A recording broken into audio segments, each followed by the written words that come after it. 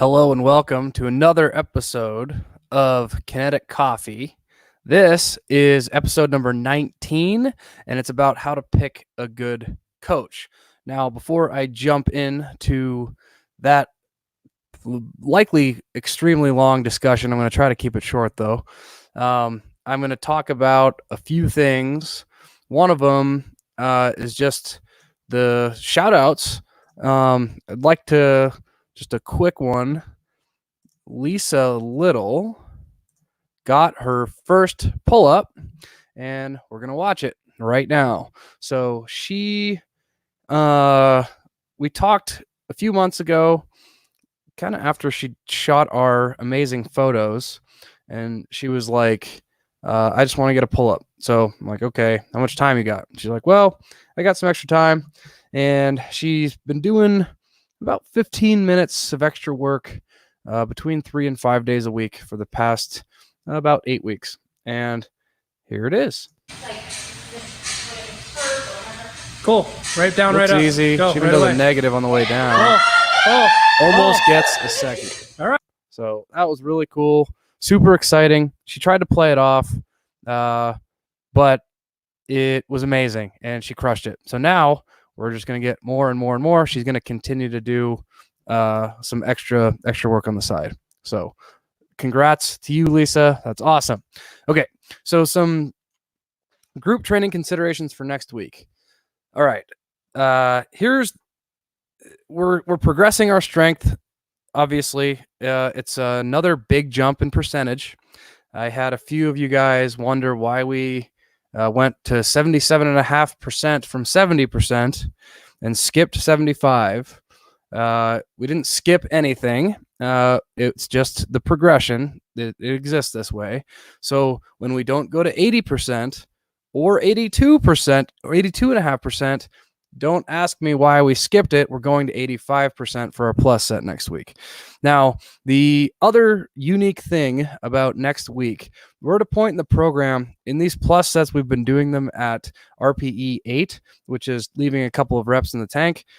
Next week, we're going for it. Okay, we are going to do as many reps as humanly possible, which is an RPE 10, which means you have 0 reps left in the tank.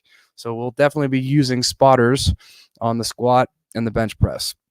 But if we have done our job in the last few weeks and we have a pretty good feeling of RPE, we know that if we go back down again, we won't be able to come back up if we do an RPE 10. So that's super exciting. Hopefully we're recovering well, we're eating well, and we're sleeping a lot. Okay, next update is for Committed Club. We are a little more over a week from the end of February. So I just want to tell you guys who Kim Stalkup, she already has her 15 sessions in. So even if she decided not to come for the rest of the month, she still got her entry into Committed Club. People who are really close are people who have 11 or more sessions. That means it's going to be easy between tomorrow, Saturday, and next week to get in your 15. We have Kevin, Lisa, Marcy, Nathan, Amy, Shannon, Stacy, and Nicole. You guys are super close, so just keep on your trend. You'll get into the Committed Club. People who are borderline.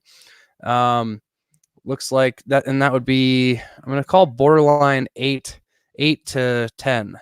So Abby, Big Abby, and Little Abby, Adam, Dina, Dawn, Kim H, Steven, Kathy, Linda, Matt, Paul, Whitney, Debbie, and Scott.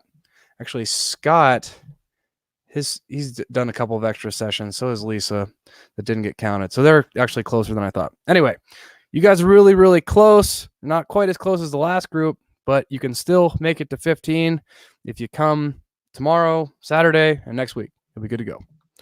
Okay. Got some questions about our new gear and the front. We can get any size. So if you guys need a triple XL or a triple extra small, whatever you guys need, we can get it for you. We will put a order form out in the front, and we'll get it there. Okay. That was my update. Now I'm going to go into the segment about how to pick a good coach. Okay. So I'm going to talk about a couple different kinds of coaches, and then I'm going to qualify this, and I'm going to have a big long discussion about this.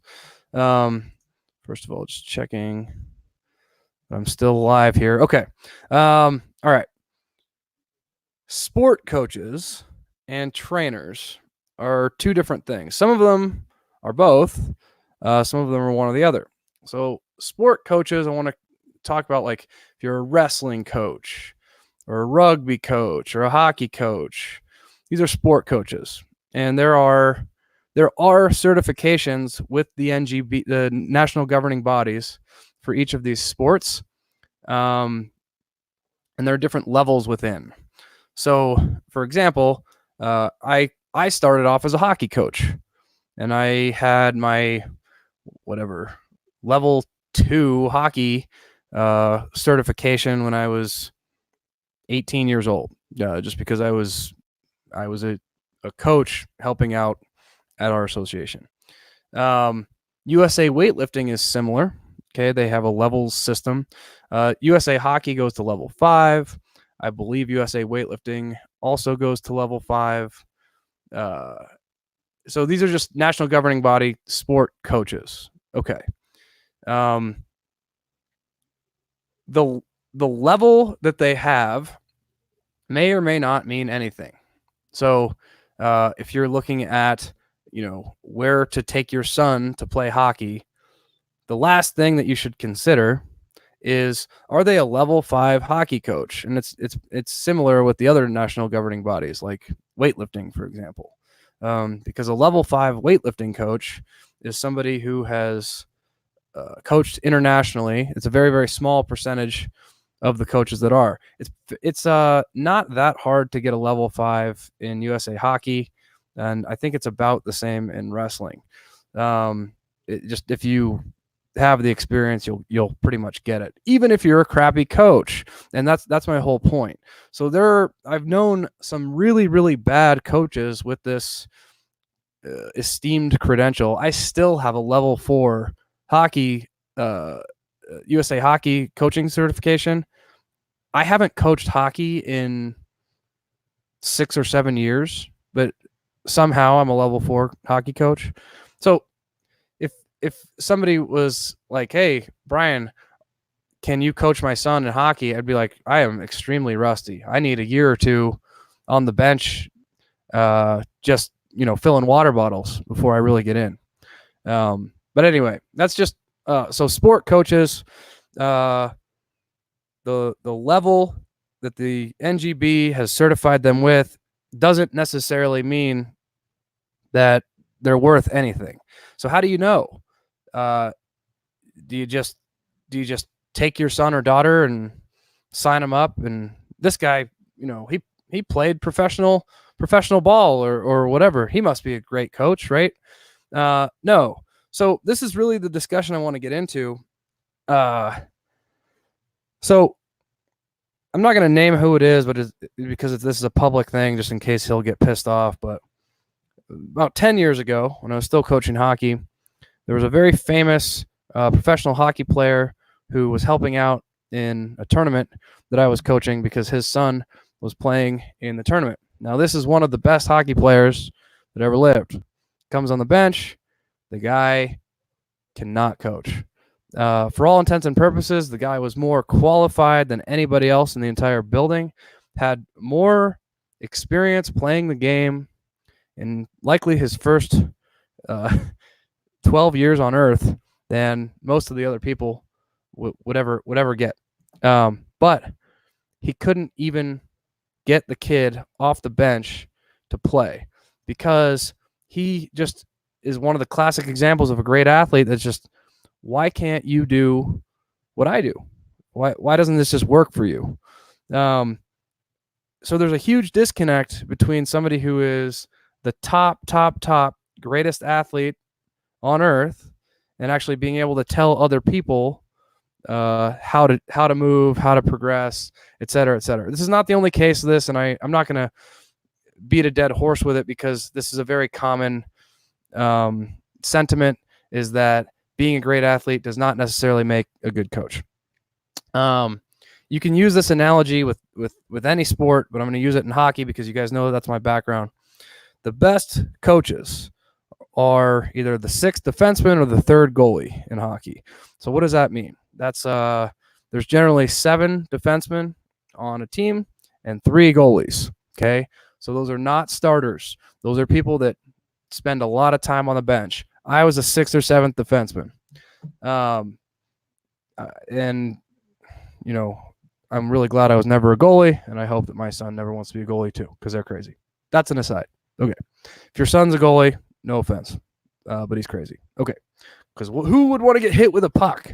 All right, never mind. That's an aside.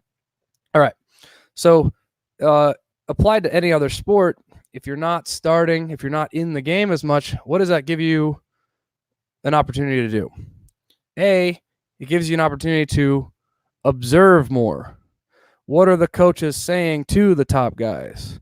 How are the top guys seeing certain situations? How are they moving? What are they doing? And if you're not the most natural athlete, then you have to work exceedingly hard at the things that everybody else has to do, or everything else that comes easily to people. So let's, because this is, a gym related weightlifting and CrossFit podcast, let's bring back the analogy to that. And everybody knows I spent a bit of time competing in weightlifting, even though I'm not competing actively anymore. When I went to Russia, 3 of the coaches were an Olympic gold medalist, an Olympic silver medalist, and an Olympic bronze medalist. Though they did a great job with the whole thing and showing us how the athletes lived and what it was like to be a professional weightlifter in that country through the system that they came up in, they actually were not the best coaches there. The best coach there was Vladimir Safonov, and if you guys don't know who he is one of the more famous Russian coaches. Russian coaches have to not only go through full-on collegiate level schooling, but they're paid specifically to coach maybe a maximum of 4 or 5 athletes. They're just paid salary. So this is like their full-time thing. That is a professional coach. That is the level of explanation, even translated from that guy versus any of the top athletes that we received instruction from. It was just night and day, and it was ridiculous. That guy never, ever competed even nationally. But he did participate in the sport, and he was a competitor. He just wasn't the best competitor. So in CrossFit, we can draw these analogies to the games athletes. It is exceedingly rare that you find a games athlete who is also a great coach.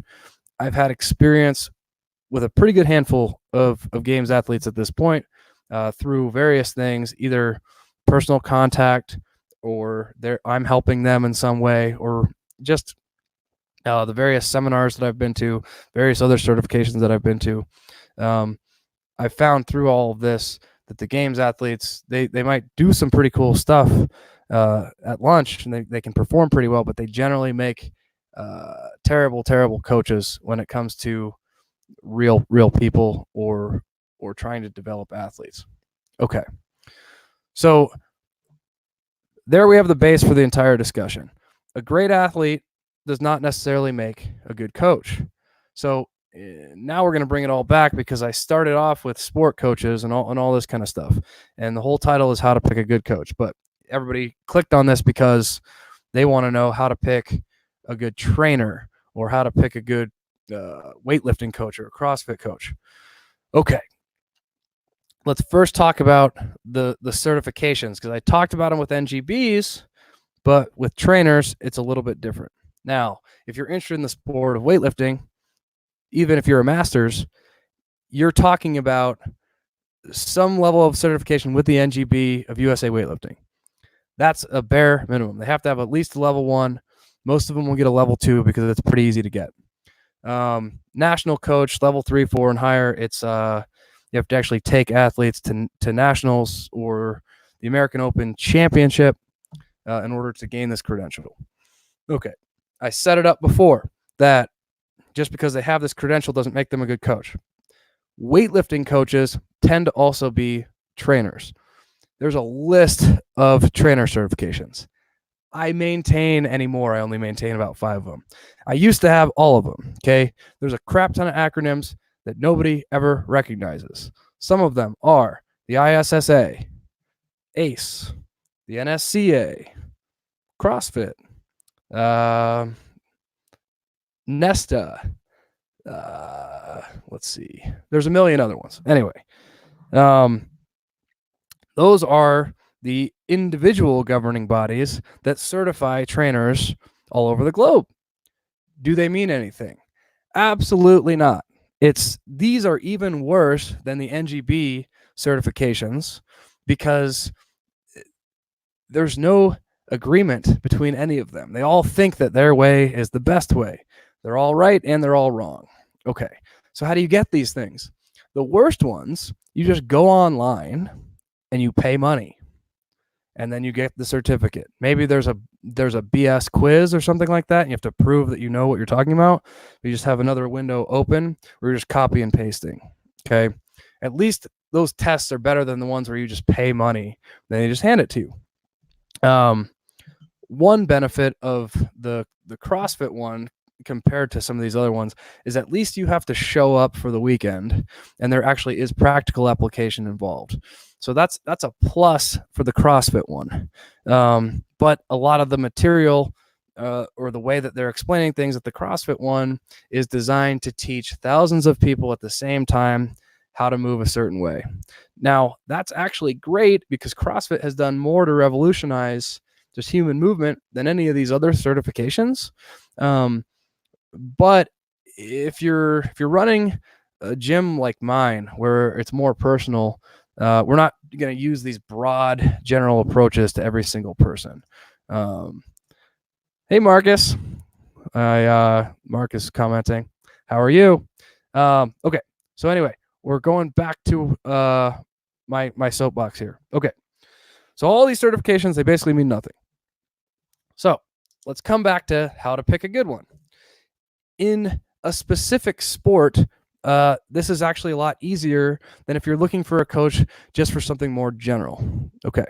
So if you're in a specific, like if you want to be a triathlete or you want a marathon or you want to do competitive weightlifting or something where there's an actual competition at the end of it, it tends to be a little bit easier to find a coach because you're going to be able to find somebody who has measurable and repeatable existing athletes. So here's what I mean. If you're, and then here's how to filter it also. So if you are wanting to be in competitive weightlifting, knowing what I already said before, you're not just going to pick some coach who just has the credential. What you're going to want to know is, have they coached other athletes like you? Did they start, if you're 16 years old, have they coached other 16-year-olds with success? If you are a master's athlete, have they coached other master's athletes with success? And success is, does the master's athlete just want to learn how to snatch? Does the master's athlete want to win nationals? If you're in the endurance side, is it just somebody who was good at Ironman triathlon and they're just telling you what they did? Or have they coached other people to success starting from the same position that you're starting in? Like if you have some moderate general base of athleticism, have they taken that person and made them successful at that thing? Okay. So when we're getting into trainers, again, for general fitness, there's a lot of crap out there, guys. And this is the real reason for this entire podcast, because there is so much Facebook ads and junk. They will lie to you and tell you everything that you want to hear so that you think that they're a good coach. But if they don't have other people with results, it's all crap. So here's what I mean. They're going to post testimonials. Now, maybe they're fake, maybe they're not. You know, we have done it in the past from our gym. We have absolutely posted testimonials. We have posted before and after shots of everything. Now, those have all been real, but what those don't tell you is a lot of where they started from. Have they gone into recidivism, which is very, very common with weight loss? There's just a lot more there.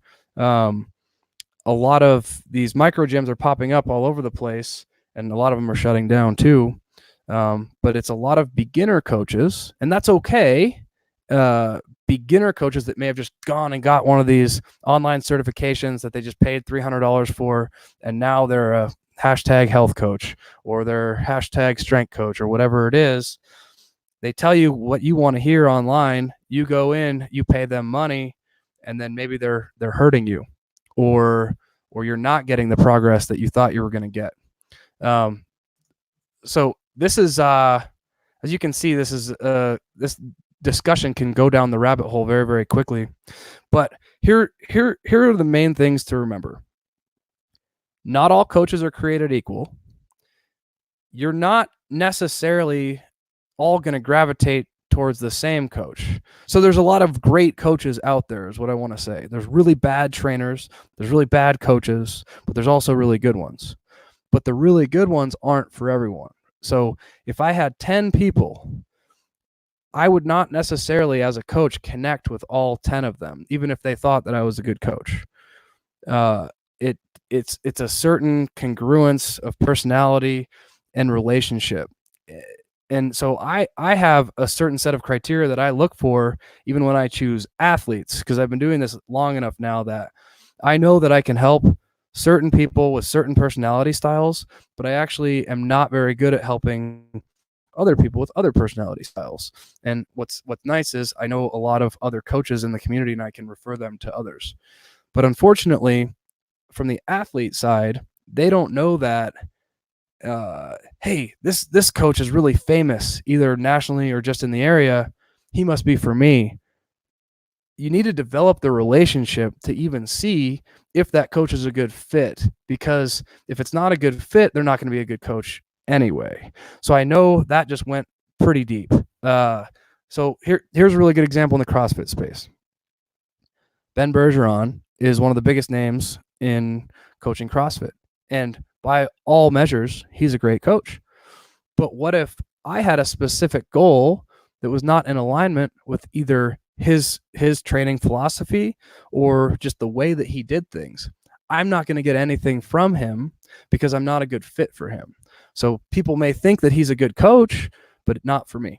So anyway, back to, let's say you're a beginner in fitness. Here's how to pick a good coach if you're going through, let's say you've decided that you want to go into a micro gym because, well, there are no good coaches typically at big box gyms. Let's just we'll make that broad general statement. Really hard to find them. So let's say you want to go to a micro gym, either CrossFit gym or a strength and conditioning gym or some specific type of micro gym. Okay, go in there and meet with the top, either the head coach or one of the top coaches. The best gyms are going to give you some kind of intro session, whether it's just talking or maybe even a free workout. Do that. See if you can get along with them just on a personal level. That's the first thing. And then start asking the questions that you want to know the answers to. If your goal is to do bodybuilding and you go to a strength coach, ask that strength coach how many bodybuilders he or she has produced. And they're probably going to, if they're a good coach, they're going to say, hey, I'm a strength coach. That's not my thing. I recommend you go somewhere else. They're not going to try to fake it. If they try to fake it, that's one of your first red flags that this is probably not a very good coach, because they're trying to fit you into a box that you're not supposed to be in. Do you like the feel of the facility? Do you like the culture? Do you like the other people, other members, other coaches? Because this whole thing you're going to be spending on average at least 4 hours a week at this place.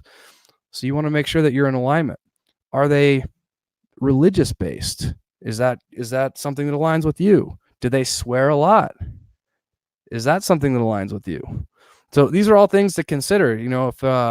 If you come in and you're doing the intro session and you don't like swearing, and you hear the other members and the other coaches swearing on the side, that's a really good indication that that place is probably not for you.